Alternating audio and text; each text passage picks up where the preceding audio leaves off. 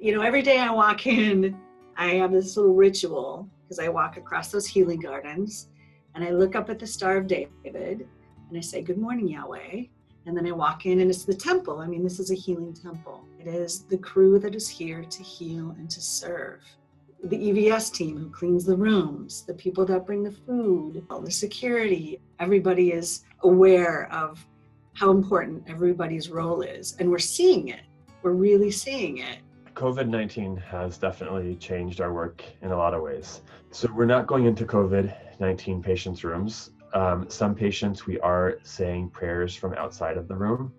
In the ICU, there are glass doors. So sometimes we are able to interact in a way without obviously going into the room at all. Other patients who are not in the ICU are often able to talk on the phone.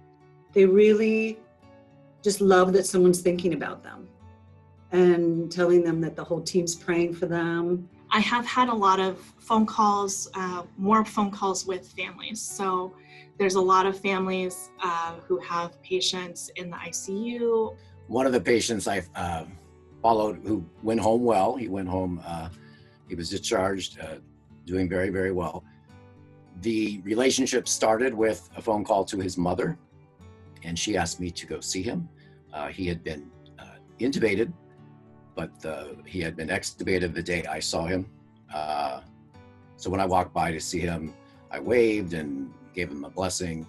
He gave me thumbs up, saying that he was okay.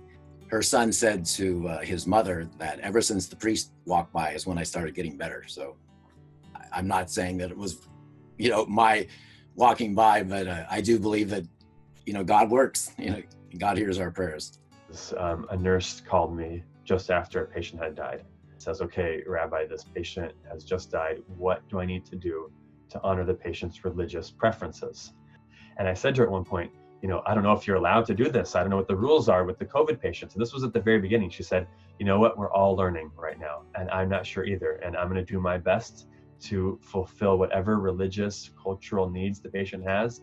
And if anything I can't do, we won't do, but we're going to try." And I don't really know the answer. It was just a sense of like, we're all trying to navigate. We're all in uncharted territories. And it's complicated, but we're doing our best to do the best we can by each other. Because I'm the night chaplain, I make it as an intention to visit staff in the various units of the hospital. And with these opportunities, it's created some real good moments for the staff in these various units, for people just to express their feelings and talk about their families and everything that they're going through. Hanging out with a lot of nurses and other staff to provide them a time to kind of relax and decompress, or just tell some jokes and hang out with the chaplain for a while. One thing we've been saying to people a lot, it's been crazy for the past few weeks. We want to give you permission right now to take a breath, to pause. Obviously, our jobs are important. People are sick, people are dying. We cannot let that go, and we have to be there for them. But we can also have permission to just take a breath, to take a break at some point, to reflect, to care for ourselves. We are in so many ways made for this. We are in so many ways made to move through this. And there's great loss, and there's great pain, and there's incredible sadness, but we will move through.